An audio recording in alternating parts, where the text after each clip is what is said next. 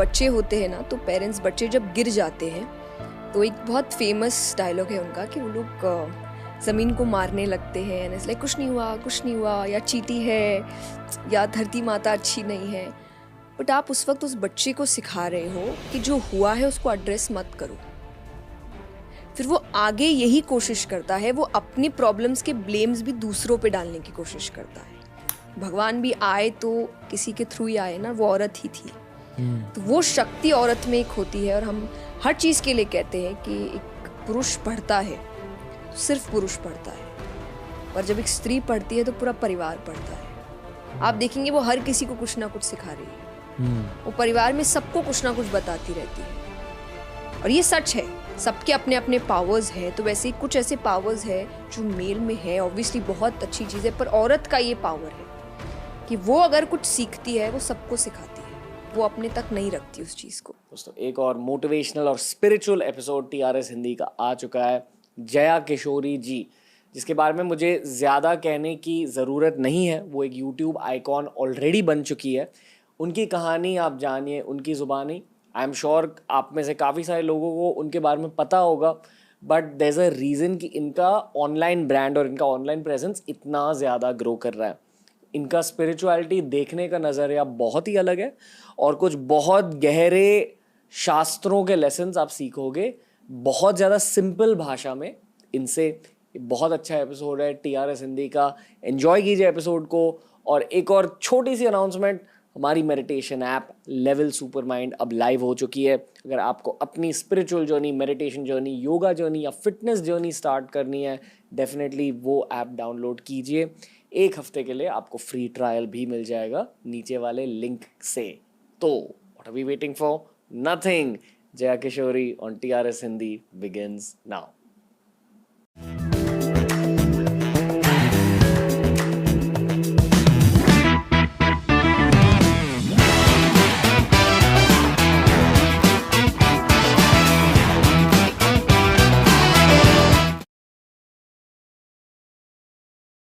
जया किशोरी जी, बहुत शुद्ध लग रहा है मुझे ये पॉडकास्ट करते समय. आपकी ऑरा बहुत ज़्यादा ब्राइट है. थैंक यू सो मच, बहुत बहुत धन्यवाद. आप कैसे हो? मैं बहुत अच्छी हूँ, आप कैसे हैं? आपने कभी मैं ठीक हूँ, मैं अच्छा हूँ. मुझे बहुत अच्छा लग रहा है आज फ्राइडे इवनिंग को आपके साथ पॉडकास्ट कर रहे हैं. आपने कभी भी लाइफ में टेंशन को महसूस किया? टेंशन ज़रूर किया है, पर ये नहीं कि बहुत एक्सट्रीम लेवल पे किया है. ओके. कि मुझे जब भी टेंशन महसूस होता है तो मेरे पास भजन है, आई थिंक. ओके. तो वो भजन ऑन होते ही I think within 10-15 minutes वो टेंशन बहुत धीरे धीरे दूर जाने लगता है और दिमाग बैलेंस्ड होने लगता है. और फिर आप अपने आप जो इशू आपको दिक्कत हो रही है उसके लिए आप सोल्यूशन निकाल लेते हैं. ओके. भजन आपके दिमाग के अंदर है या आपके बाहर है?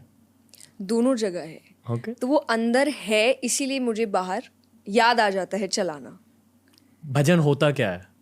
भजन मेरे लिए, सबके लिए अपने अपने तरीके हैं. किन्हीं के लिए मंत्र भजन हो सकता है, किसी के लिए सिर्फ भगवान का नाम भजन हो सकता है, किसी के लिए विद म्यूज़िक विद ट्रैक आप अच्छे से भजन सुन सकते हैं. पर क्योंकि मैं गाती हूँ, चाहे वो मोटिवेशनल सेशन है, स्पिरिचुअल या कथाएं हैं, तो भजन एक बहुत इम्पॉर्टेंट पार्ट है मेरे सेशन का. ओके. तो इसीलिए मेरे लिए वो हर चीज़ है. लाइक म्यूज़िक भी है, उसमें संगीत जुड़ा है, मंत्र जुड़े हैं, भगवान का नाम भी जुड़ा है. तो आई थिंक तीनों चीज़ एक साथ मिलके वो एक बड़ा ही पैकेज बन जाता है मेरे लिए. इस ऑरा के बारे में बताइए, आपकी ऑरा ऐसी क्यों है? ये मुझे सच में नहीं पता. एंड आई रियली वांट, मतलब मैं सच में चाहती हूँ कि मैं एक बार आपके साइड आके ये जानूँ कि ये क्या है. ये क्यों बोला जाता है. पर मुझे ऐसा लगता है कि ये क्योंकि मैं अंदर से बहुत खुश हूँ और हर वक्त हर चीज़ में, हर सिचुएशन में भगवान से जुड़ी हूँ. तो जब उनका ऑरा कनेक्ट होता है, मैं कथा में एक बात कहती हूँ कि भले का संग हो तो सब काम भले ही भले होते हैं. एंड मेरी संगत हमेशा भगवान होती है कि वो हर वक्त मेरे साथ है, तो मेरे हर काम अच्छे ही होते हैं. तो शायद वो उनका ऑरा है जो रिफ्लेक्ट हो रहा है. हमारी एक और गेस्ट आई थी, अंबिका देवी जी. उन्होंने भी ऐसे ही कुछ कहा. उन्होंने कहा कि वो हरे कृष्णा महामंत्र हमेशा जापती रहती है अपने दिमाग में. तो क्या आप भी कोई मंत्र जाप करते हो या कुछ विजुअलाइजेशन करते हो हमेशा? नहीं, पर जैसा एग्जैक्टली सत्संग, वो हर वक्त मेरे दिमाग में चलता रहता है। अगर मैं थोड़ा भी फ्री बैठी हूँ और मैं कुछ गुनगुना रही हूँ तो कई बार मुझे ऐसा लगता है कि आज के टाइम पे आप जब भजन भी गाते हैं तो कई ऐसे जो फिल्मी धुन है उन पर भजन बने हैं, कई ऐसे होते हैं जो जिससे अच्छे गाने हैं तो उस पर ही लिखे जाते हैं भजन। ओके। तो मुझे ऐसी आदत हो गई कि अब मुझे शायद गाने ही याद नहीं रहते। कितनी बार उन्हीं पे जो भजन है वही मुझे याद आता है। तो अगर आप मुझे सामने कोई गाना भी चला दोगे मैं आपको भजन सुना दूंगी उसका। तो मैं गुनगुनाती भी रहती हूँ। तो हर वक्त अपने आप वो एक बहुत ऑन स्पॉट वाली चीज़ है कि मैं सोच के नहीं करती कि मैं मंत्र का जाप हर वक्त कर रही हूँ। अगर मैं खाली हूँ तो अपने आप वो भजन निकलता है, अगर मैं खुश हूँ तो अपने आप वो भजन निकलता है। आपके सांसों में भी मंत्र और भजन होता है? I hope so, but I don't know कि मैंने वो चीज़ इतनी रियलाइज़ की है कि नहीं, कि वो है कि नहीं, पर मुझे लगता है शायद। इसीलिए मैंने जो कहा, मैं एक्सट्रीम लेवल के टेंशन स्ट्रेस से हमेशा आज तक दूर रही हूँ। कहते हैं कि ये एक मंत्र का टारगेट होता है कि आपकी ब्रेथ का एक पार्ट बन जाए। ये मैं कोशिश कर रहा हूँ इनफैक्ट हरे कृष्णा महामंत्र को लेके। पर इतने सारे सवाल हैं, मैं आपको एक बहुत बेसिक सवाल पूछूंगा। संगीत होता क्या है? What is music? ये मैं आपको एक एवोल्यूशन के पर्सपेक्टिव से भी पूछ रहा हूँ कि म्यूज़िक की शुरुआत क्यों हुई, कैसे हुई, और म्यूज़िक आपके रियलिटी को बदलता कैसे है। बहुत लोगों को ये लगता है कि उन्हें इस सवाल का जवाब पता है, बट आई डोंट थिंक इस सवाल का असली जवाब किसी को पता है। म्यूज़िक होता क्या है?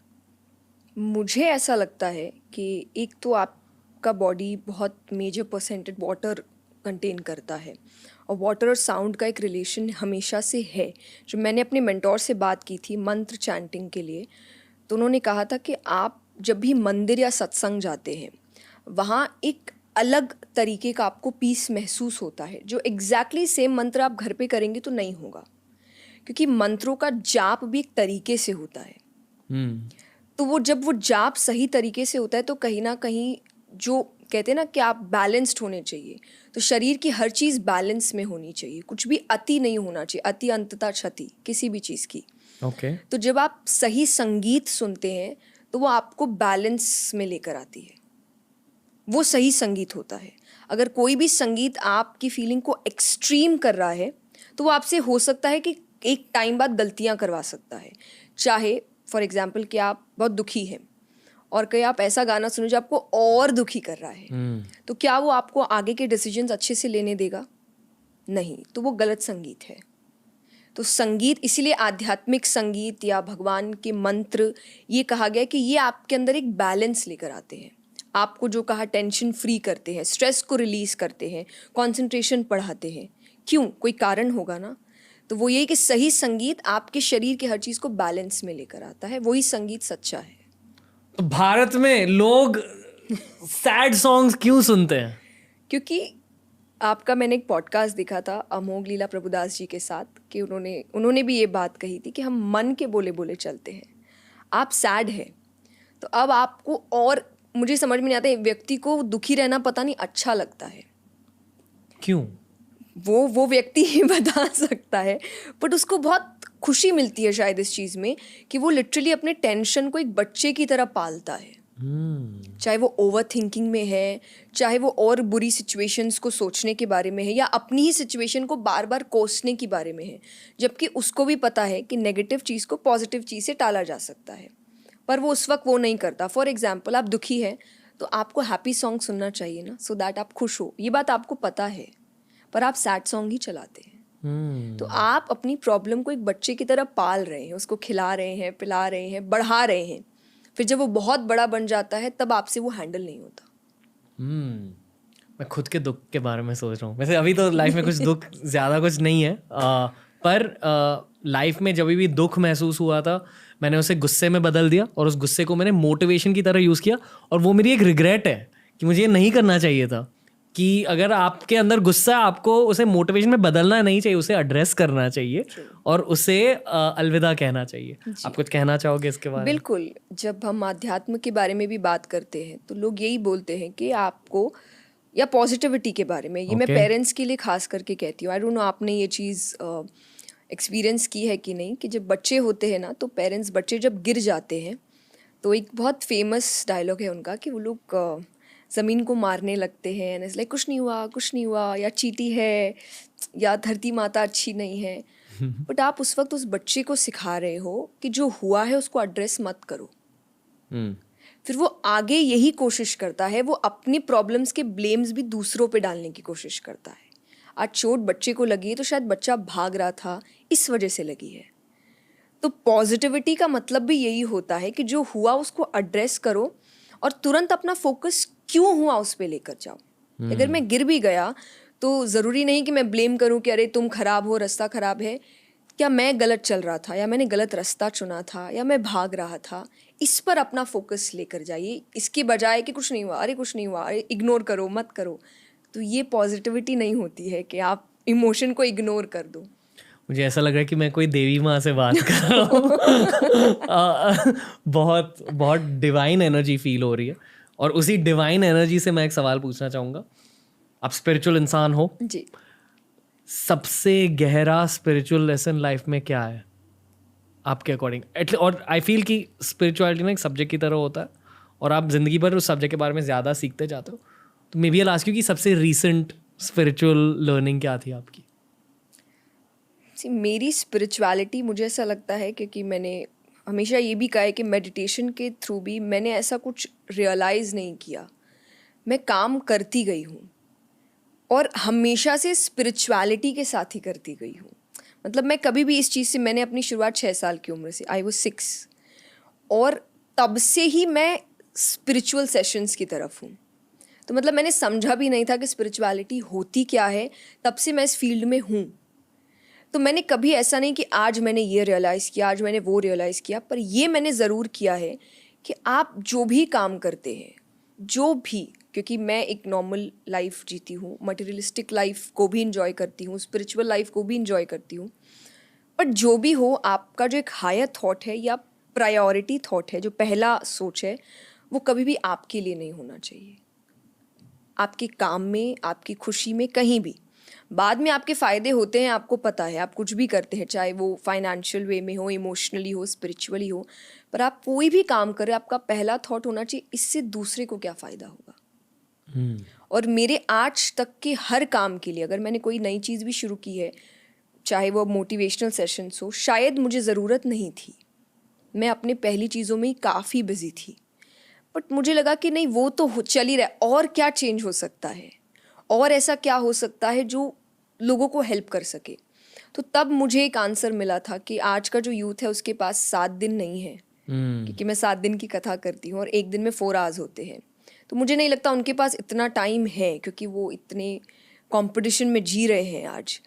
तब मुझे ऐसा लगा कि नहीं, आप पूरी कहानी करके मॉरल सुनाने से अच्छा डायरेक्ट उनको मॉरल दीजिए कि आप भाई सीख लीजिए और फिर आप अपने काम में वापस लगिए. रील्स और शॉर्ट्स का ज़माना. एग्जैक्टली. वाओ.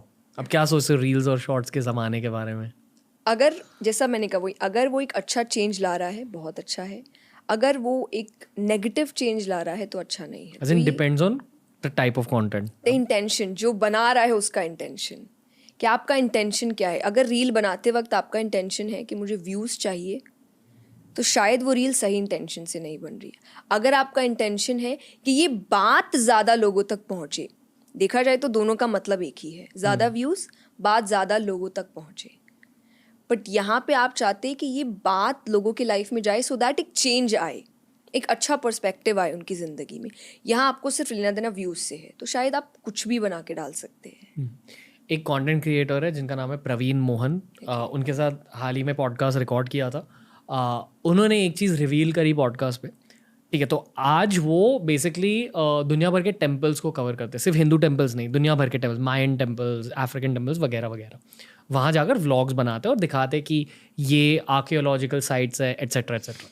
पर उन्होंने कहा कि 90% of my life I can't show online. Mostly जो चीज़ें वो देखते हैं वो शायद दिखा भी नहीं सकते इंटरनेट पर.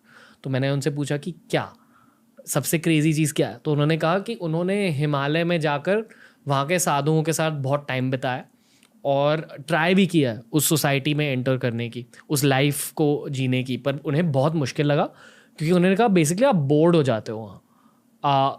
और जो लोग वहाँ सर्वाइव कर पाते हैं उन लोगों को बचपन में वहाँ लाया गया था.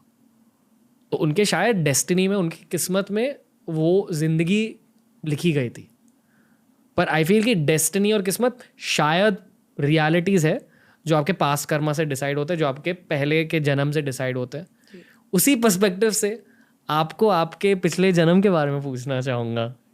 आपने कभी सोचा है इसके बारे में कि 6 साल की उम्र में आपका पूरा रास्ता बदल गया? आपको याद भी कैसे? मुझे मेरा फर्स्ट स्टैंडर्ड याद नहीं है इतना। पर आपने कभी ये सोचा है कि आपने लास्ट लाइफ में क्या किया होगा कि आपको इस ट्रैक पर लाया गया? क्योंकि इन अ वे आपकी स्पिरिचुअल जर्नी आर्ग्यूबली थोड़ी इजी रही है as compared to someone else. आपको उसी एनवायरनमेंट में डाला गया, बिल्कुल, पर हर किसी को उसी एनवायरनमेंट में डाला नहीं जाता। जैसे कि लोग कहते हैं कि spirituality is a rich mains thing. पहले आपको अपने खाने के बारे में, अपने पेट के बारे में सोचना पड़ता है, फिर आप स्पिरिचुअलिटी के बारे में सोच सकते हो। ये सच्चाई है। और अगर आप एक मैक्रो पर्सपेक्टिव से देखें, कार्मिक पर्सपेक्टिव से देखें, तो शायद ये लास्ट लाइफ का नतीजा है। तो आप कुछ कहना चाहोगे? बिल्कुल।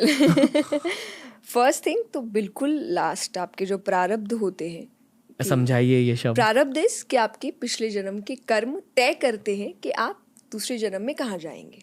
Okay. इसीलिए कई बार लोग कहते हैं ना कि उनको जब पता नहीं होता है कि उनके साथ क्या हो रहा है, जो गलत होता है, और उनको ऐसा लग रहा है हमने तो ऐसे कोई एक्शन अभी नहीं किए, तो यही कहते हैं कि प्रारब्ध चल रहे हैं, कि मैंने शायद उस जन्म में कुछ गलती की होगी जिसकी सज़ा मुझे उस वक्त नहीं मिल पाई, यहाँ मिल रही है, तो उसको प्रारब्ध कहते हैं, पिछले जन्म के कर्म। तो ये पक्का है कि कुछ तो था, क्योंकि मैंने ये कभी नहीं सोचा था कि मैं इस ज़िंदगी में जाऊंगी। मैंने जब पहली बार श्रीमद् भागवत कथा की थी, मैं क्लास 12 में थी, और उससे पहले मैं दूसरी कथा करती थी। तो मैंने जब शुरुआत की थी, और जो पहला मंगलाचरण कहते हैं कि कि आप कोई अच्छा काम करने से पहले भगवान का नाम लेते हैं, वो जैसे ही शुरू हुआ एंड मैं रोने लग गई। एंड मतलब मैं रो भी नहीं रही थी, वो अपने आप आंसू आ रहे हैं, क्योंकि आपको विश्वास नहीं होता कि शायद ये किताबें आपके घरों में आपके दादा दादी रखते हैं दूर से, और आपको देख के ही लगता है कि इसको तो कौन ही पढ़ सकता है। आपकी एज क्या थी तब? मैंने 18, क्लास 12। ओके। तो मुझे लगा कि वो मैं कर रही हूँ, तो वो एक बहुत ही ऐसी चीज़ थी मैंने कभी नहीं सोचा था। तो ये डेफिनेटली प्रारब्ध है कि कुछ तो है। दूसरा जो आपने अनलॉक हुआ या कुछ फिर से रीलर्न हुआ? मैं पहली कथा के लिए बोल सकती हूँ, दूसरी मैंने सोच समझ कर करी थी।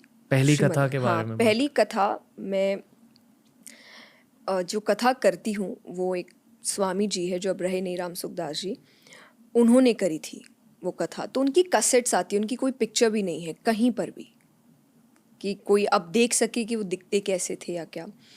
तो मेरे दादाजी के टाइम या पापा तक पापा ने सुना था, तो उनकी कैसेट्स मेरे पापा सुनते थे घर पे, और वो बहुत इमोशनल हो जाते थे उसको सुन के, क्योंकि वो एक ऐसी कथा, एक डिवोटी की कथा है, बट साथ ही साथ वो पूरी फैमिली कैसे चेंज होती है डिवोशन में, उसकी कथा है। तो मुझे ऐसा लगा, अब आपको वियर्ड ही लगेगा ना, आपके घर में आपके पापा क्यों रोज़ रो रहे हैं कुछ सुन के, पर उससे पहले तक मेरे घर में हमेशा से एक स्पिरिचुअल इन्वायरमेंट रहा है, चाहे वो सत्संग को लेकर हो। एंड जैसा आपने कहा कि रिच मैन्स थिंग, ऐसा कुछ भी नहीं, हम बहुत हम्बल बैकग्राउंड से आए हैं। लाइक डिस्क्राइब करने जाए तो बहुत ही ज़्यादा हम्बल, हमने ऐसे टाइम को देखा है। तो पर फिर भी हमारी लाइफ से वो स्पिरिचुअलिटी या वो रिलीजियसनेस कभी नहीं गया, और इसीलिए आज भी कोई भी इशू हो तो मुझे पहला नाम भगवान याद आते हैं, मुझे और कुछ याद नहीं आता है कि वो ही ठीक करेंगे इसको। तो मैंने उनसे ही पूछा था कि ये आप क्या सुनते हैं, मुझे एक बार सुनाइए, और उन्होंने मुझे सुनाया। और अगेन जो आप कह रहे हैं प्रारब्ध वाली चीज़, कि वो मैंने सोचा नहीं, शायद वो उन्हीं की वजह से हुआ कि मेरे मुंह से तुरंत निकला मुझे करना है। उन्होंने बोला क्या करना है, मैंने बोला जो आप सुने मुझे करना है, मुझे ये चीज़ करनी है।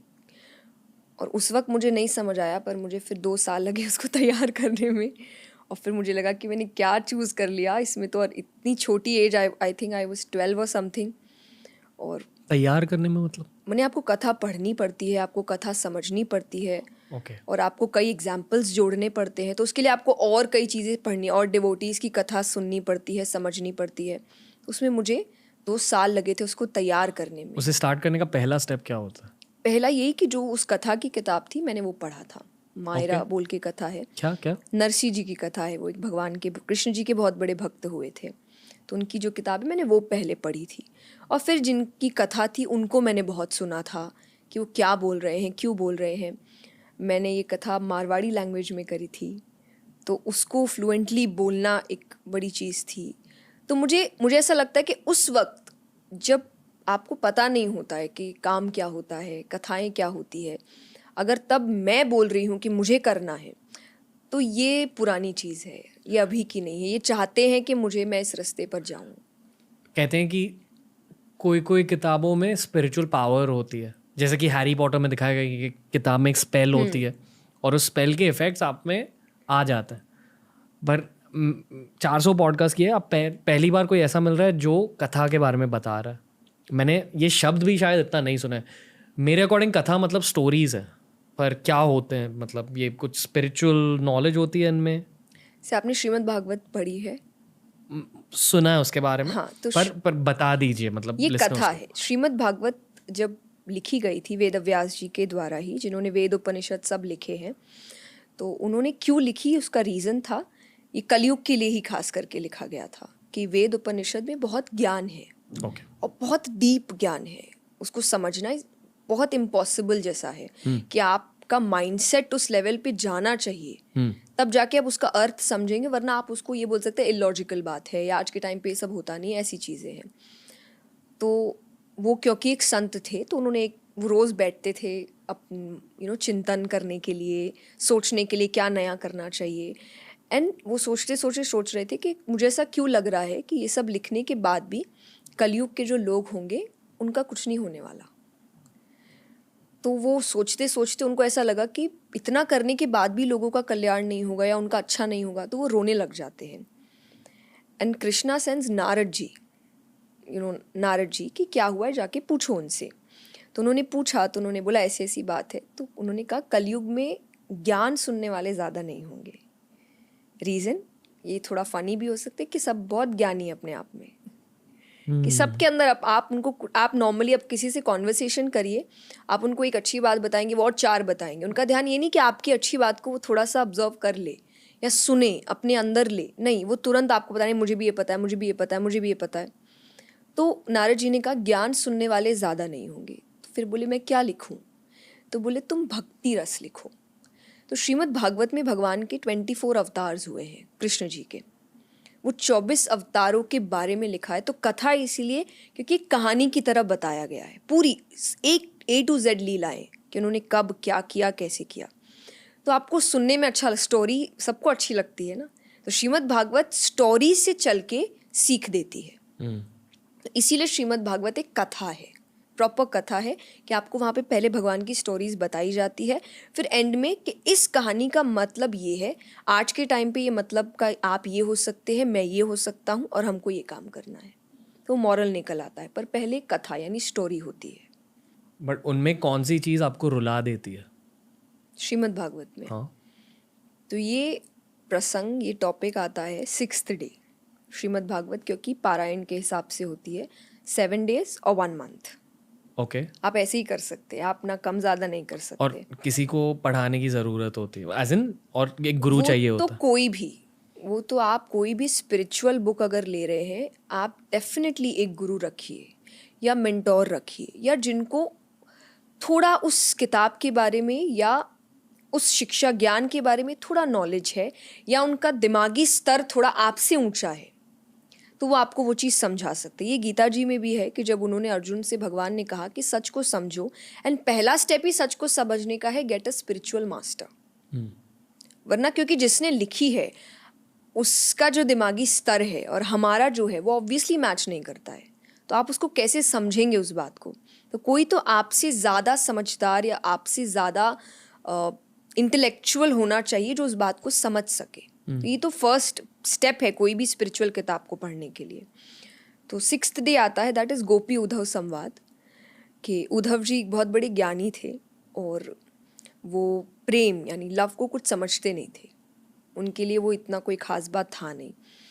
और कृष्ण जी जानते थे कि प्रेम सबसे ऊपर है, बट दैट प्रेम मीन्स निस्वार्थ, बिना कोई सेल्फिश रीज़न के, कोई रीज़न ही नहीं होना चाहिए कि मुझे आपसे प्यार क्यों है, तो उसको निस्वार्थ प्रेम कहते हैं। जो स्पेशली भगवान और भक्त के बीच होता है, या स्पेशली भगवान आपसे करते हैं, क्योंकि उनको कोई स्वार्थ है नहीं आपसे, आप उनका कुछ भला कर नहीं सकते। क्योंकि बहुत सारे लोग गर्लफ्रेंड बॉयफ्रेंड वाले प्रेम के बारे हाँ, में तो सोच मैं रहे इसके हैं। लिए भी हमेशा कहती हूँ, जब मैं टॉपिक कथा में कहती हूँ कि प्रेम, और फिर लोग थोड़े से खुश हो जाते हैं, मीन्स लाइक आपका और मेरा नहीं, या आपका और किसी का नहीं, कि जो आज कल से कल किसी और से, परसों किसी और से। तो हमारा प्रेम, वो प्रेम सच्चा नहीं होता, दैट इज़ निस्वार्थ प्रेम। कोई रीज़न, सेल्फिश रीज़न होना ही नहीं चाहिए उसमें, क्योंकि अगर सेल्फिश रीज़न है, प्रेम तभी तक रहेगा जब तक आपका काम निकल नहीं जाता। वो काम कोई भी, इमोशनल भी हो सकता है, फिजिकल भी हो सकता है, इंटेलेक्चुअल काम भी हो सकता है। जिस दिन निकला उस दिन प्यार ख़त्म, तो वो नहीं होना चाहिए। तो उद्धव जी को ये सब बातें थोड़ी कमी समझ आती थी, तो उन्होंने गोपियों के पास उनको भेजा था, जो कहते हैं कि सबसे ज़्यादा अगर प्रेम को किसी ने समझाए तो गोपियों ने समझा है, जो कृष्ण जी के साथ गोपियाँ रहती थी, तो उन्होंने उनके पास भेजा था। तो वो एक बहुत सुंदर प्रसंग है, मतलब वहाँ कोई लड़ाई झगड़े नहीं के। महाभारत में आप जब बात करते हैं, महाभारत एक बहुत बड़ा पाठ है श्रीमद् भागवत का, या कृष्ण जी के और भी कोई अवतारों के बारे में, उसमें लड़ाई झगड़े राजनीति सब कुछ है, बट इसमें प्यार के अलावा कुछ नहीं है। और वो भी कैसा कि आप भगवान से दूर है, और वो चाह रही हैं कि भगवान आए, पर भगवान आ नहीं रहे हैं, पर फिर भी वो अपनी ड्यूटीज़ कर रही है, पर भगवान को याद करते हुए। तो उन्होंने प्रेम का जो सही अर्थ है वो समझाया है।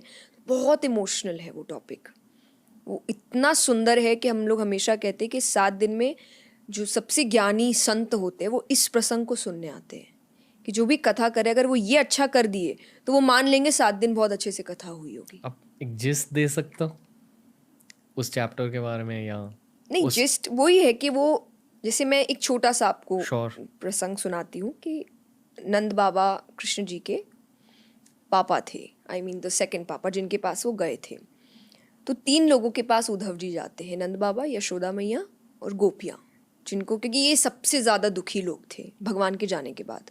तो वो उनको समझाने आए हैं कि रोना धोना छोड़ो, ज्ञान मार्ग पर चलो और भगवान को प्राप्त करो, क्योंकि उनको ऐसा लग रहा है कि ये सब तो कोई मायने का होता नहीं है। तो नंद बाबा से जब वो बात कर रहे हैं, तो उन्होंने नंद बाबा से कहा कि आप जिसको बेटा समझ रहे हैं वो किसी का बेटा है ही नहीं, वो तो परम ब्रह्म है, वो तो उसकी एक लीला थी, उसने आपके बेटा बन के एक रोल निभाया है, बस वो आपका बेटा है नहीं।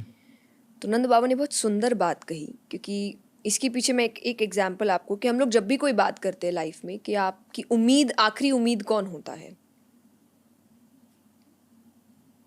कि जब आपके हाथ से सब कुछ चला गया, लाइक इन टोटल ब्रह्मांड में पूरे, आपकी लास्ट होप कौन है, कि जब आपसे भी कुछ नहीं हो रहा, God. आपकी गॉड है। तो हर कोई यही समझाता है। तो नंद बाबा ने कहा कि तुम जो भी बात बोल रहे हो कि वो मेरा बेटा नहीं है और जो चला गया वो परम ब्रह्म है, तो बोले आज तक तो मैं सिर्फ इसी बात से दुखी था कि मेरा बेटा चला गया। कईयों के चले जाते हैं, कई पेरेंट्स अपने बच्चों से अलग हो जाते हैं, पर मेरे साथ भगवान तो है मेरी आखिरी उम्मीद।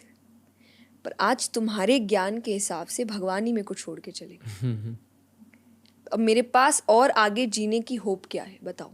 तुम तो ज्ञानी हो ना, और ज्ञानी ही लोग ये बात बोलते हैं कि आपकी आखिरी उम्मीद भगवान होते हैं, पर उन्होंने अपने ज्ञान के थ्रू ये बोल दिया कि जो छोड़ के गया वो भगवान था। तो ये प्रसंग जब आता है कि ये एक्चुअली हिट करता है आपको कि रियल बात है ना, कि अगर कृष्ण भगवान है और वो उनको ये समझा रहे कि जो गया वो भगवान है, तो ऐसा घर कैसा होगा जिसको भगवान छोड़ के चले गए हैं, कि अब इसको मैं मुड़ के वापस नहीं देखूंगा। तो ऐसे प्रसंग आते हैं, फिर यशोदा मैया, फिर गोपियाँ, तो सब अपना अपना दुख सुना रहे हैं और वो सबको समझाने की कोशिश कर रहे हैं, पर फिर उनको जो उल्टा ज्ञान मिल रहा है। और लास्ट में फिर जब वो भगवान के पास घूम कर आते हैं तो भगवान पे चिल्लाने लगते हैं कि आप झूठ बोलते हैं, आप कोई दयालु नहीं है, कोई कृपा नहीं है आपके अंदर। तो भगवान ने कहा कि मैंने जिस काम के लिए भेजा था वो सफल हुआ, क्योंकि इतना गुस्सा एक प्रेमी के अंदर ही हो सकता है। तो अब उनका प्रेम तुम्हारे अंदर रिफ्लेक्ट कर रहा है कि तुम मुझसे गुस्सा हो, जबकि मैंने तुमसे कुछ भी गलत नहीं किया, जो हुआ उनके साथ हुआ है। तो मतलब उन्होंने इतना समझाया कि वो उस पेन को फील करने लगे थे और आगे भगवान पे चिल्लाने लगे। 2 इंसानों के बीच निस्वार्थ प्रेम हो सकता है? बिल्कुल हो सकता है, बिल्कुल हो सकता है। जैसे अगर आप कहें तो कृष्ण और अर्जुन के बीच निस्वार्थ प्रेम था, उनको कोई स्वार्थ नहीं था। अगर स्वार्थ होता तो शायद अर्जुन नारायणी सेना चुनते, भगवान को नहीं चुनते। हम्म, क्योंकि वो उस वक्त देखता कि इतनी बड़ी सेना मुझे उसको जीत से मतलब नहीं है, उसको सिर्फ भगवान से मतलब है। हार भी जाऊं तो साथ तो यही होना चाहिए। मॉडर्न डे में आई डोंट नो। शायद नहीं। नहीं, आज के रिलेशन में ये होना थोड़ा मुश्किल है कि आपकी जो नीड्स होते हैं, अगर वो नीड्स पूरे नहीं हुए तो आप एक टाइम बाद आप अपने रास्ते बदल लेते हैं। तो आप कोई गारंटी नहीं दे सकते किसी के प्रेम की। वो जो कपल्स होते हैं जहाँ एक के गुजरने के बाद तुरंत वो दूसरा पार्टनर भी चला जाता है। हो भी सकता है, बिल्कुल। ये प्रेम आई थिंक बाहर वाले नहीं समझ पाते। As in foreigners? नहीं, मतलब जो बाहर देख रहा है, ये जो दो लोग हैं उनके बीच उनको शायद उतना समझ आए। ओके। क्योंकि आज भी चाहे गोपियों का जो प्रेम बताया गया है वो हर कोई नहीं समझ सकता। ओके। उसको बहुत अलग तरीके से लिया जाता है, रास लीला को अलग तरीके से लिया जाता है, और शायद इसीलिए ये कथा भी बहुत शॉर्ट तरीके से बताई गई थी, और रीज़न भी साथ में बताया गया था कि कलयुग के लोगों को समझ नहीं आएगी ये कथा। वो लोग इसको बहुत अलग टैंजेंट पे लेकर जाएंगे। हमने इस पॉडकास्ट पर ऑटोबायोग्राफी ऑफ योगी की बहुत सारी बातें की है, और उस किताब में भी एक सेंट्रल थीम यही है, निस्वार्थ प्रेम। और कहा गया है कि अगर आप रोमांटिक लव क्रेव करते हो आपके लाइफ में, एक्चुअली आप डिवाइन लव को क्रेव कर रहे हो, यानी कि निस्वार्थ प्रेम को क्रेव कर रहे हो। आपके और भगवान के बीच जो प्यार होता है उसे क्रेव कर रहे हो, और उसे आपका दिमाग समझ नहीं पा रहा है, और उसे आपका दिमाग जब प्रोसेस करता है तब रिजल्ट ये होता है कि आप को एक रिलेशनशिप चाहिए रहती है। पर क्या रिलेशनशिप चाहना सच में इतनी बुरी बात है? नहीं, जैसा मैंने कहा, मटीरियलिस्टिक लाइफ अगर आप जी रहे हैं तो आप ऑब्वियसली सब कुछ करेंगे कि आप सब चीज़, लेकिन जो हायर थॉट है वो हमेशा आपका डिवाइन के साथ ही होना चाहिए। जस्ट फॉर एग्जाम्पल, मैं आपको एक एग्जाम्पल देती हूँ कि मैं हर चीज़ लाइफ में एंजॉय करती हूँ, मुझे काफ़ी चीज़ें पसंद है, चाहे वो लाइक चीज़ें खरीदनी है, मेरी अलग खुशियाँ हैं, सब कुछ है। पर जब आप लाइफ जीते हैं तो आपको लाइफ कैसे जीना चाहिए? जब लोग कहते हैं ना कि आप अटैचमेंट मत रखिए, डिटैचमेंट होना चाहिए। डिटैचमेंट मतलब थोड़ी कि परिवार को छोड़ देना, क्योंकि स्टूडेंट लाइफ के बाद दो रास्ते हैं, या तो आप वैराग्य लीजिए या आप गृहस्थ लीजिए। गृहस्थ लेंगे तो आपको फिर ड्यूटीज़ तो निभानी पड़ेगी ना, तो वो काम कैसे करें? तो आप मूवी देखने जाते हैं, ये दोनों जो मूवी में एक्ट कर रहे हैं उनके लिए भी और जो देख रहा है उसके लिए भी। तो अगर कोई अच्छा सीन आ रहा है, आप खुश होते हैं, यस। कोई बुरा सीन है या रोने का है तो आपको रोना आता है, या फिर आप सैड भी होते हैं, या गुस्सा भी आता है, या डांस भी करते हैं। एग्जैक्टली जो स्क्रीन पे वो लोग भी यही सब कर रहे हैं, अपने रोल्स को बहुत अच्छे से निभा रहे हैं। जब निभा रहे हैं तब उन्होंने कोई कसर नहीं छोड़ी है। तो तब क्या आप उसको रियल मान के चल रहे हैं? तो लाइफ भी वही है कि रियल कुछ नहीं है, और इसका मतलब ये नहीं कि मैं अपनी ड्यूटीज अच्छे से ना निभाऊं। ओके। मैं उस इमोशंस को, लेकिन मूवी खत्म होने के बाद वापस अपने घर जाना है। तो ये जिंदगी एक मूवी है, अपने रोल्स अच्छे से निभाओ, अपना 100% दो उस रोल को निभाने में। तो चाहे वो करियर में है, वो रिलेशनशिप में है, वो इंजॉयमेंट में भी है कि आप खुश भी है तो अच्छे से खुश हो।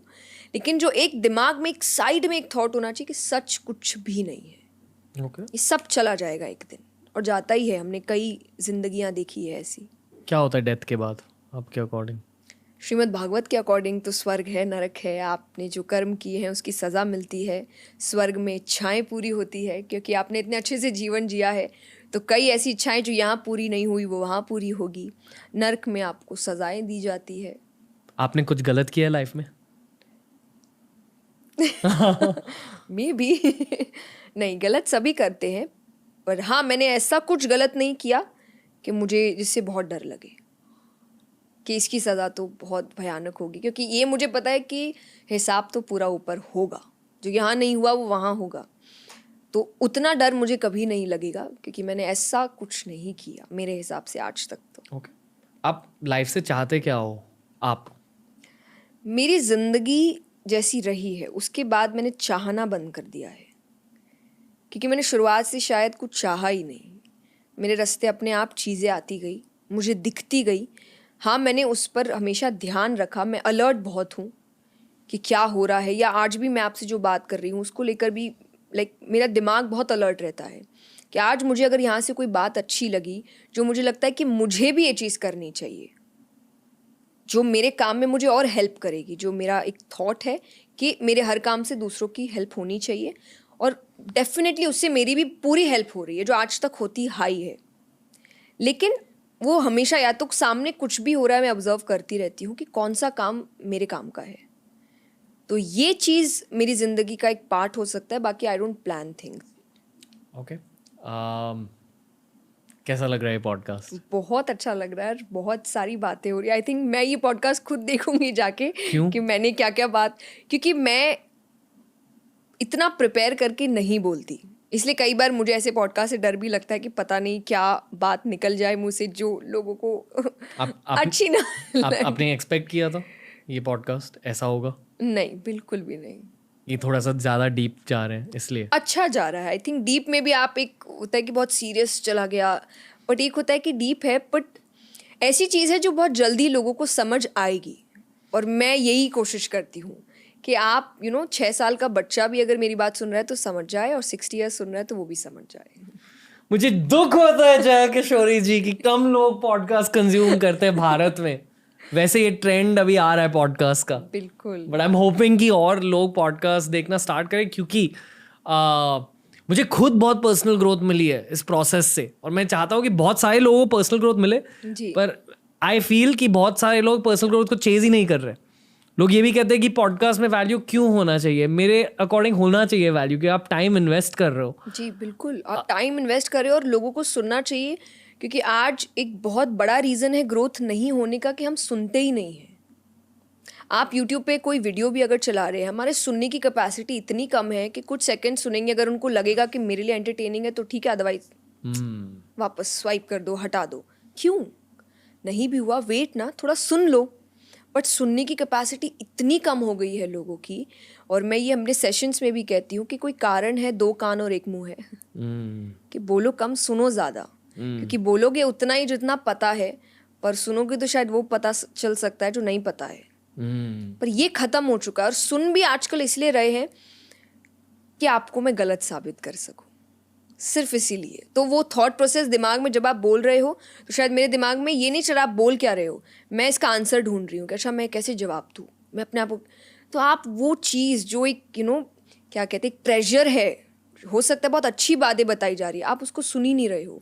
क्योंकि एक पॉइंट के बाद शायद आंसर्स भी आपके खुद के नहीं होते, कहीं और से आते हैं, हो सकता है नॉलेज अक्यूमुलेट करने के बाद।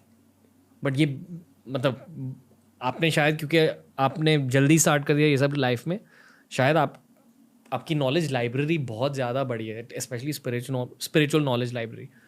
इसलिए शायद जो आंसर्स आप कह रहे हो वो आपके शायद से नहीं है जी, शायद वो बुक्स ने आपको तोहफे दिए, बुक्स ने दिए हैं, या कई बार आपको रियलाइज़ नहीं होता है, बट आप जो उस वक्त पढ़ रहे हैं और फिर आपकी लाइफ से जोड़ के आप एक थर्ड आंसर बनाते हैं उसको। करेक्ट। ये हमेशा होता तो, लेकिन उस वक्त तो आपको पता नहीं चलता क्योंकि आप बोल नहीं पा रहे हैं, तो वो आपके दिमाग में आप रख चुके हैं। फिर अचानक से कभी आप वो बात बोलते हैं और आपको लगता है कि मैंने ये कैसे बोल दिया, ऐसा तो मैंने कुछ पढ़ा भी नहीं है। बट ये इसीलिए क्योंकि आपने एक पढ़ा है, एक आपने एक्सपीरियंस किया है, ये दोनों मिलके एक थर्ड चीज़ हुई है जो आपको पता नहीं थी। अब बेसिकली ये कह रहे हो कि शब्दों में पावर होता है। बहुत पावर होता है। ओके, 2 और सवाल है। अगर आपको शॉर्ट आंसर देना शॉर्ट दीजिए, लॉन्ग आंसर देना लॉन्ग दीजिए। 2 सवाल है। पहला सवाल है कि माया क्या होती है। जितना आपने माया के बारे में सीखा है शास्त्रों से, मैं चाहूँगा कि आप बेसिक सिंपल शब्दों में पॉडकास्ट पर समझाएं। और दूसरा सवाल ये है कि क्या आप रियलिटी को, हमारी दुनिया को, आपकी दुनिया को बदल सकते हो, जो हमारे एस्ट्रोलॉजिकल चार्ट्स में लिखा है, कुंडली में लिखा है, उन चीज़ों को बदल सकते हो। ये 2 सवाल है आपके लिए। माया समझाइए और फिर मोल्डिंग रियलिटी को समझाइए। ओके, सिंपल वर्ड्स में, जो आपको भगवान से दूर ले जाए वो माया है।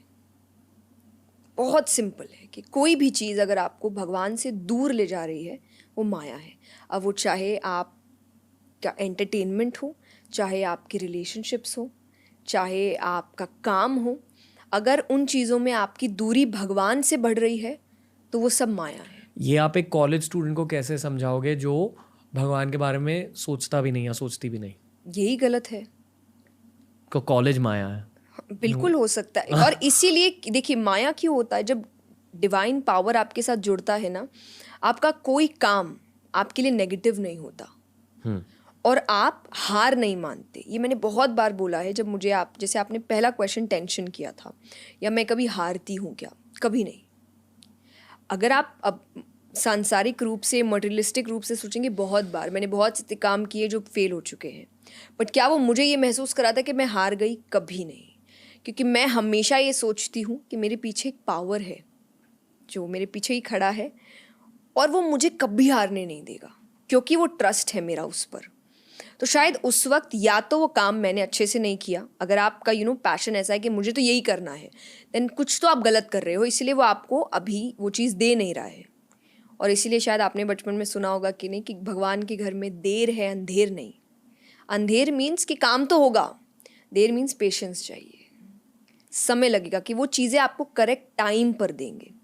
लेकिन जब आप वो पावर से हटते हैं तो माया बन जाते हैं, और माया में फिर स्ट्रेस, एंजाइटी, डिप्रेशन सब कुछ आएगा। एक फेलियर आपकी पूरी दुनिया को तहस नहस कर देगा। लेकिन वही पावर अगर आपके साथ जुड़ा है तो आपको वो किसी हाल में टूटने नहीं देगा। वो तुरंत से आपको वापस, ये जो स्पिरिचुअल एस्पेक्ट होता है, रीज़न क्या है, स्पिरिचुअल लोग हमेशा क्या क्यों के पीछे भागते हैं। क्यों हुआ, ये क्या है, कि आप जब स्पिरिचुअल होते हैं आपका क्यों, क्या, कैसे, ये ज़्यादा से ज़्यादा जागता है। इसलिए वेद, शास्त्र, उपनिषद सब क्वेश्चन से शुरू हो रहे हैं। श्रीमद् भागवत क्वेश्चन से शुरू हुआ है, गीता जी क्वेश्चन से शुरू हुई है। कि आप जितने स्पिरिचुअल होते हैं उतनी आपकी क्यूरियोसिटी, जिज्ञासाएं जागती है। पर जब नहीं होते तो आप हार मान लेते हैं कि नहीं हुआ, मैंने तो किया, ख़त्म। फिर आपका स्ट्रेस और इन दुनिया में एंटर होता है। तो जो भी भगवान से दूर ले जाए वो माया है, और जो काम भी अगर आप भगवान के साथ मिलके करें वो आध्यात्मिक है।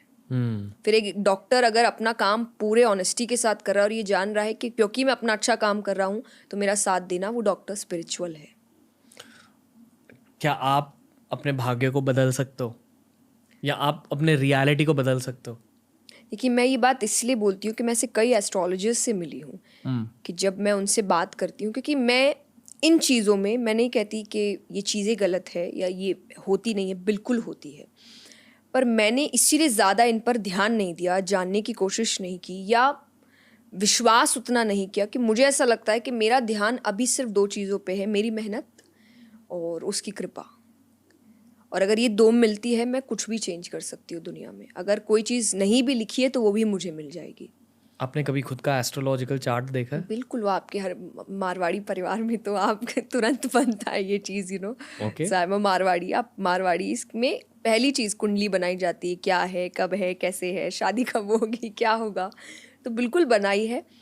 पर उन्हीं के आंसर्स थे कि ये पूरा सच नहीं होता, यू कैन चेंज इट।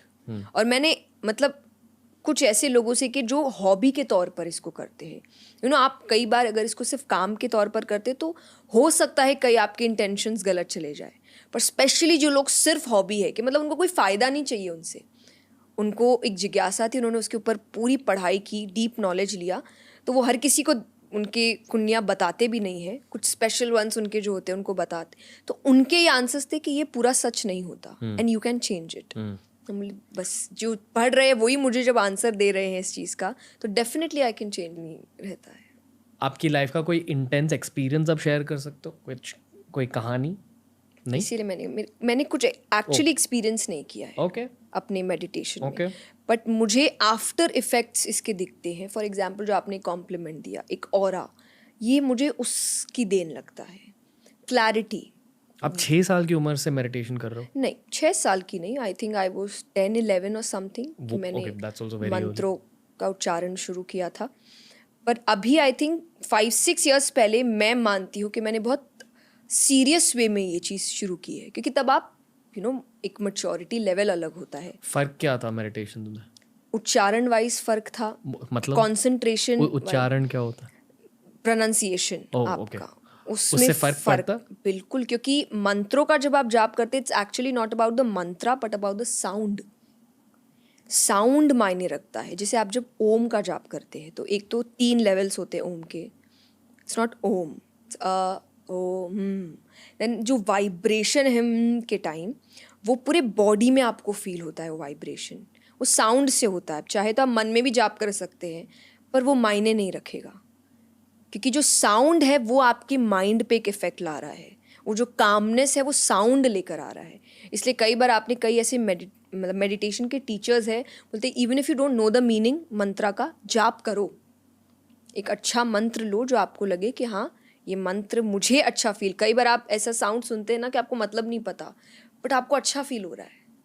वैसे कई मंत्र है जिनको सुन के, जैसे गायत्री मंत्र एक बहुत पावरफुल मंत्र है। मैं अभी गायत्री मंत्र कह रहा था दिमाग जी में। नहीं, go on. हाँ, सो बट मैं ओम का मंत्र का, ओम और ओम नमः शिवाय, ये दो मैं हमेशा इनसे जुड़ी रहती हूँ। इन्हीं का जाप सबसे ज़्यादा होता है, और जाप नहीं तो मन में भी चलता रहता है। तो मेडिटेशन इज़ प्रॉपर जाप, लाइक प्रोनाउंसिएशन, वो साउंड, नहीं तो मेरे मन में भी ये चीज़ चलती रहेगी कि ओम नमः शिवाय, ओम नमः शिवाय। कि मुझे ऐसा लगता है ये बहुत, क्योंकि भगवान शंकर सबसे भोले भगवान माने गए हैं।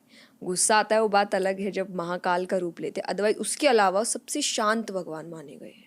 हर वक्त समाधि में, हर वक्त खुद मेडिटेशन में ही बैठते हैं, इसलिए उनका नाम सबसे ज़्यादा लेने को कहा गया है कि ये मंत्र बहुत अच्छा, क्योंकि वो खुद मेडिटेशन में बैठते हैं ना। आप शंकर जी के लिए सुनिए, कैलाश पर वो हम हर वक्त समाधि में रहते हैं और लंबी समाधियों में रहते हैं। एक प्रसंग भी श्रीमद् भागवत में आता है कि वो कोई बात हुई, उन्होंने बोला चलो मैं 1 वर्ष की समाधि लेकर बैठता हूँ, 1 साल की।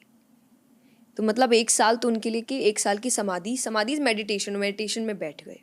तो वो सबसे बड़े हैं जो मेडिटेशन इस तरीके से करते हैं। तो अगर आप उन्हीं का नाम ले रहे हैं मेडिटेशन के लिए तो ऑब्वियसली वो आपको हेल्प करेंगे। और तो ये जो क्लैरिटी है, ये जो मैच्योरिटी है, ये जो स्ट्रेस को अपने ऊपर हावी नहीं होना देना है, ये मुझे मेरे मेडिटेशन के कॉन्सिक्वेंसेस लगते हैं। पता नहीं क्यों, डेफिनेटली मुझे आपके साथ बहुत कामनेस फील हो रहा है, मुझे बहुत ज़्यादा क्यूरियोसिटी फील हो रही है, और मुझे एग्जैक्टली पता नहीं उस क्यूरियोसिटी को मैं कैसे एड्रेस करूँ। मैं ट्राई कर रहा हूँ सवाल पूछने को, पर वो क्यूरियोसिटी एंड नहीं हो रही। तो आप बोलिए मुझे क्या करना चाहिए अब, और ये क्यों फील हो रहा है? और पॉडकास्ट करना चाहिए जब तक आपके क्वेश्चंस खत्म ना हो। कुछ ऐसी चीज़ें जो आप इंटरनेट पर नहीं शेयर कर सकते? मैं पर्सनल लाइफ जनरली इंटरनेट पे नहीं शेयर करती, क्योंकि वो अच्छी ज़िंदगी चल रही है जो लोगों को नहीं पता है, ताकि वो उसमें अपने ओपिनियंस ना दे सके, अपने जजमेंट्स ना दे सके, क्योंकि काम को लेकर देते हैं आप। और 7 डेज अगर आप एक दिन में 4 घंटा बोल रहे हैं तो आप बहुत कुछ बोलते हैं। कई बार वो चीज़ें हो सकती है डायरेक्टली बहुत अच्छी है, इनडायरेक्टली लोगों को अच्छी नहीं लगती, क्योंकि फैक्ट है कि कई बार कि ये तो बहुत ही डायरेक्ट हो गया, आपको थोड़ा सटल होना पड़ेगा। मैंने बोला कथा सटल नहीं होती। So I don't share my personal life, इसीलिए कि कथा में यू शेयर इतना कुछ एंड उस पर भी you have opinions and judgements. So personal life बहुत छुपी है मेरी। इसका एक छोटा सा एग्जाम्पल आई गिव यू। मैं जहाँ रहती हूँ तो मैं विंटर्स का टाइम था, मैं बैडमिंटन खेलने नीचे उतरी थी, एंड देन मैं देख रही हूँ दूर कुछ लोग खड़े हैं एंड वो मुझे सिर्फ देख रहे हैं। क्यों देख रहे, क्या हुआ? तो क्योंकि उनको कुछ भी नहीं पता कि मैं रहती कैसे हूँ, मैं क्या, तो वो सिर्फ ये देखने आए थे कि मैं बैडमिंटन कैसे खेलती हूँ। तो लाइक ये क्या है, बट क्योंकि मैंने इतना हाइड करके रखा है अपनी पर्सनल लाइफ को कि मैं कैसी हूँ, कैसे रहती हूँ, तो इसीलिए मुझे अच्छा लगता है कि ये अच्छी चीज़ है, ये रहना चाहिए। पता नहीं ये सवाल क्यों मेरे दिमाग में आया, पर आप कभी कामाख्या देवी मंदिर गए हो? जी, 3 बार गए हो जी। आपके कोई एक्सपीरियंसेस हुए हैं वहाँ? नहीं, बट पावर है एक, आप स्पेशली मुझे ऐसा लगता है कि एक औरत जाए तो वो और पावरफुल महसूस करती है कि वहाँ पे स्त्री का ही उसकी शक्ति क्या है बताई गई है, और हर रूप से उसके हर पार्ट्स में कितनी शक्ति है वो बताई गई है। ये क्योंकि हम यहाँ, हमारी पूरी टीम यहाँ वाली एक मेल टीम प्रेजेंट है जी। ऐसा हमारी पूरी टीम मिक्स्ड है, बट यहाँ से मेल टीम प्रेजेंट है। आप हम तीनों को ये स्त्री की शक्ति के बारे में समझाइए, और क्या ये हर स्त्री में होती है ये शक्ति? ये शक्ति हर व्यक्ति में होती है, उनकी अपनी अपनी शक्तियाँ हैं। तो स्त्री की शक्ति के लिए एक बात आता है कि नारद जी जब भगवान कहते स्त्री को बना रहे थे, नारद जी ने पूछा कि आपने जो बनाया है ये तो बहुत सॉफ्ट है, ये तो बहुत ऐसी लगी सेंसिटिव है, ये कैसे इस दुनिया में? तो बोले तुम्हें बाहर से वो जितनी सॉफ्ट लग रही है ना, वो अंदर से उतनी ही स्ट्रांग है। मैंने एक ऐसी चीज़ बनाई है या ऐसा व्यक्ति बनाया है, ऐसा जीव बनाया है जो सब कुछ सहन कर सकता है, जो सब काम कर सकता है, जो सबको संभाल सकता है। और इस अकेले में ऐसा कि वो हर जेंडर को संभाल सकता है, हर जीव को संभाल सकता है। मैं इतना पावर इसके अंदर दे रहा हूँ, पर बाहर से नहीं। और ये कई बार ये भी भूल जाएगी कि कई बार बाहर से खुद को देख करके आई एम सो सॉफ्ट, या मैं कितना सेंसिटिव, और या फिर सिर्फ ग्रेसफुल, और ऐसे में ये भूल जाएगी कि इसके अंदर पावर इतनी ज़्यादा है कि ये भगवान को पैदा कर सकती है। भगवान भी आए तो किसी के थ्रू ही आए ना, वो औरत ही थी। तो वो शक्ति औरत में एक होती है। और हम हर चीज़ के लिए कहते हैं कि एक पुरुष पढ़ता है तो सिर्फ पुरुष पढ़ता है, पर जब एक स्त्री पढ़ती है तो पूरा परिवार पढ़ता है। आप देखेंगे वो हर किसी को कुछ ना कुछ सिखा रही है। वो परिवार में सबको कुछ ना कुछ बताती रहती है। और ये सच है, सबके अपने अपने पावर्स है। तो वैसे ही कुछ ऐसे पावर्स है जो मेल में है, ऑब्वियसली बहुत अच्छी चीज़ है, पर औरत का ये पावर है कि वो अगर कुछ सीखती है वो सबको सिखाती है, वो अपने तक नहीं रखती उस चीज़ को। वहाँ आपको क्या महसूस हुआ? जिस पार्ट की वहाँ पूजा होती है वो आज के समय में एक वीक पॉइंट बताया गया है, पर वहाँ पे वो इतना पावरफुल है कि उसको पूजने जा रहे हैं लोग। तो यानी आप जिसको सबसे वीक यहाँ समझ रहे हैं वो वहाँ इतना पावरफुल बताया गया है। तो जो ऑलरेडी आपके अंदर पावरफुल चीज़ है वो सोचिए वो कितनी पावरफुल होगी।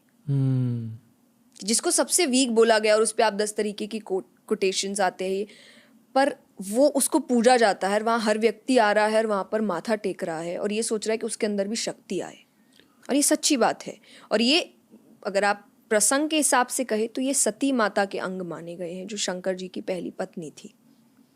कि जब वो उनकी डेथ हो गई थी और शंकर जी क्योंकि इतने उनसे उतना प्रेम करते थे और उनको लेकर घूम रहे थे, बट वो अपनी ड्यूटी भूल रहे थे उस वक्त, तब भगवान ने एक इनविजिबल रूप में सुदर्शन चक्र भेजा था, जो एक एक करके माता के पार्ट्स को काट के, और वो एक एक जहाँ जहाँ गए वहाँ एक एक सिद्धपीठ की रचना हुई। मुझे सारे सिद्धपीठ के नाम नहीं पता, पर उसमें से कामाख्या देवी है। वहाँ अघोरी बाबा भी आते हैं, तांत्रिक भी आते हैं। वो तांत्रिसिज्म में एक बहुत मुख्य मंदिर है जी। आपको दिखे नहीं, तांत्रिक वहाँ नहीं? मैं क्योंकि अपनी कथा के लिए ही गई थी, तो आप इतने सारे लोगों के साथ जाते हैं कि वहाँ पे ऑब्वियसली आप ऐसा कुछ नहीं कर सकते जो आपकी सिर्फ क्यूरियोसिटी लेवल पे काम है, क्योंकि आप इतने लोगों को लेकर गए हैं तो आप नहीं जानते हर कोई यही चाहता है कि नहीं। पर जैसा मैंने कहा कि वो भी एक डार्क साइड है। तो मुझे अभी जब तक ऐसा नहीं लगे कि अब मुझे सब कुछ जानना है और मैं रेडी हूँ अपने आप को उतना, क्योंकि आप एक टाइम के लिए थोड़े पागल हो जाएंगे।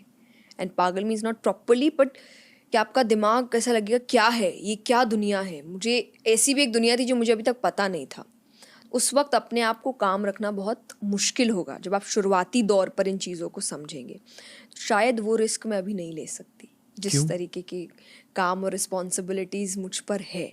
तो आई डोंट थिंक कि मैं उस तरीके का रिस्क अभी ले सकती हूँ अपने दिमाग के साथ। पर आप सोच रहे हो उस बात के बारे में? बिल्कुल, एकदम। मुझे एक्साइट करता है कि क्या है कि जो लोगों को पता नहीं है, और जिनको, जैसे मैंने कहा, मैंने आपके पॉडकास्ट देखे हैं, तो मैंने देखे इसीलिए हैं कि मुझे इंटरेस्ट आता है इन बातों में, पर मुझे अभी ज़्यादा नहीं जानना। राजर्षि नंदी नाम के एक व्यक्ति आ रहे हैं अभी पॉडकास्ट पर। उनके साथ एक इंग्लिश पॉडकास्ट रिलीज हुआ है। ओके। उनके सारे पॉडकास्ट देखना। उन्होंने बहुत बहुत ज़्यादा ब्रेक डाउन किया है तांत्रिक थॉट को और तांत्रिक प्रैक्टिसेस को, क्योंकि वो खुद एक प्रैक्टिशनर है।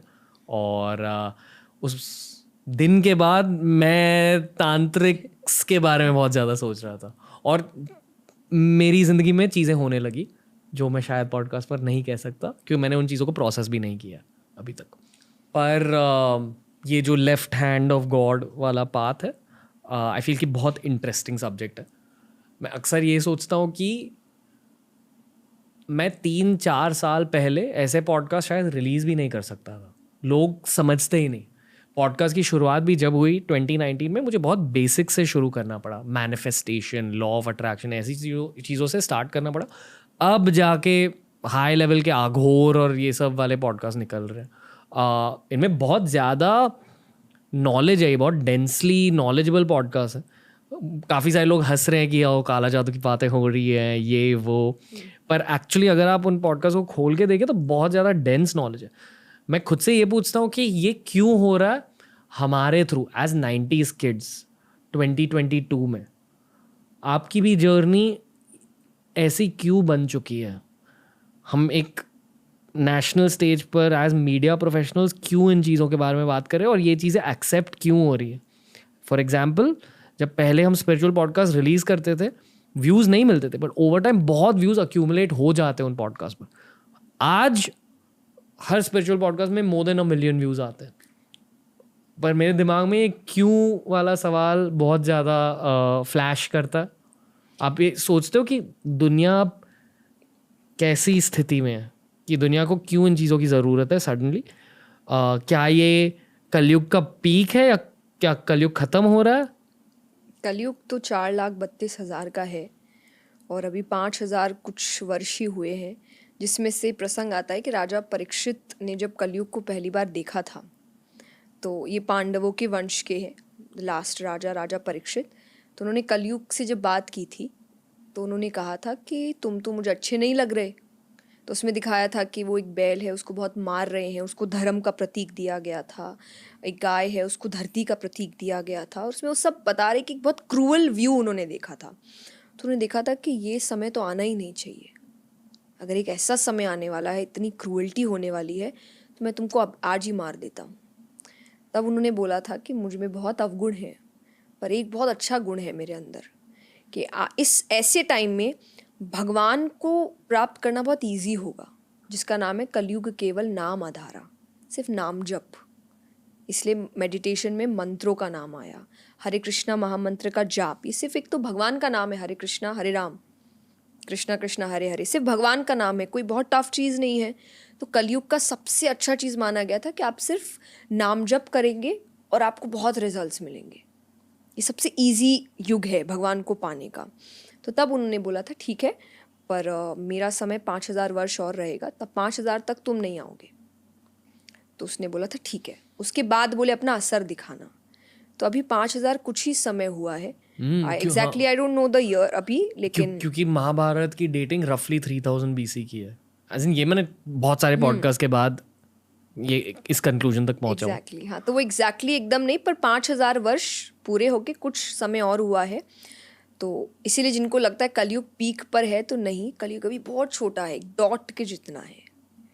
और कहा जाता है कि जस्ट इमेजिन कि जब ये एक यंग कलयुग बनेगा तब क्या होगा.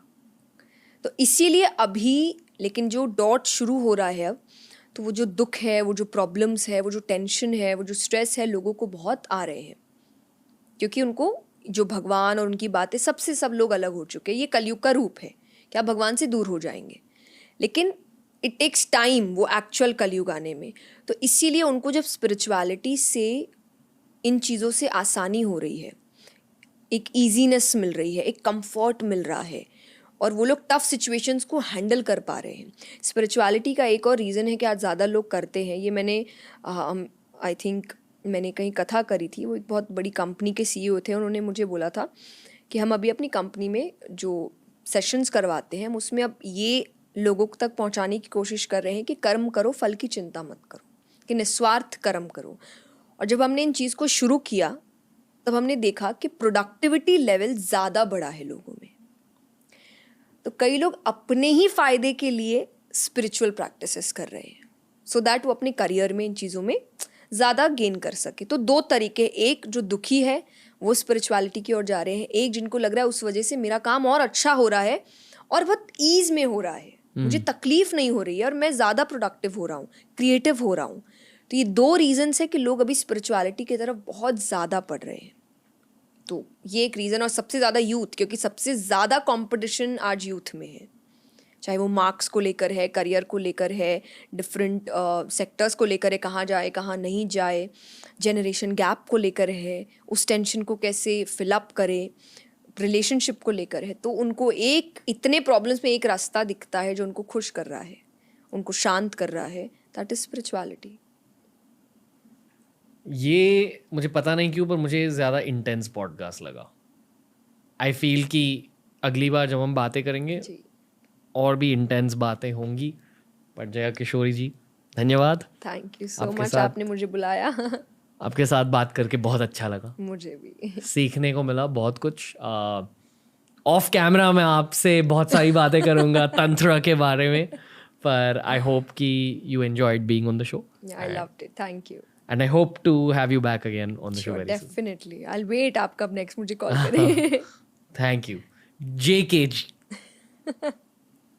तो दोस्तों ये था आज का episode. Jaya Kishori definitely TRS Hindi पर जल्द ही लौट के आएंगी। प्लीज़ हमें ये बताइए कि इनसे और कैसी बातें करनी चाहिए हमें अगले कुछ एपिसोड्स के लिए।